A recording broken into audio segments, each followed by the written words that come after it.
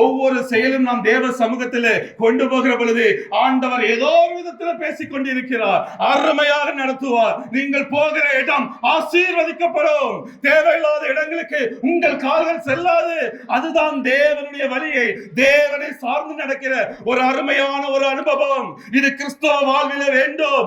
ஒவ்வொரு சித்தம் ஏதோ ஒரு நாள் இல்ல, ஒவ்வொரு நாளும் ஆண்டவருடைய சித்தத்தை அறிந்து ஒரு இடங்களுக்கு போக வேண்டும் என்றாலும் ஆண்டவரோடு கேட்டு நடக்கிற அனுபவம். உண்மையிலே சொல்ல ஆண்டவருக்கு பிரியமான ஒரு வழி. அவர் உங்களை நடத்துவார். நான் உனக்கு போதித்து நீ நடக்க வேண்டிய வழியை உனக்கு காட்டுவேன். உண்மையில் என் கண்ணை வைத்து உனக்கு ஆலோசனை சொல்லுவேன். யாருக்கு சொன்னாரு? எனக்கு, உங்களுக்கு. கேட்கிற பொழுது நீங்கள் அதை பெற்றுக் கொள்வீர்கள். ஒரு வசனமும் வீணாக போகாது. நம்பிக்கையோடு விசுவாசத்தோடு. எந்த ஆண்டவர் பேசுவாரா? அப்படி இல்ல, பேசுவார்.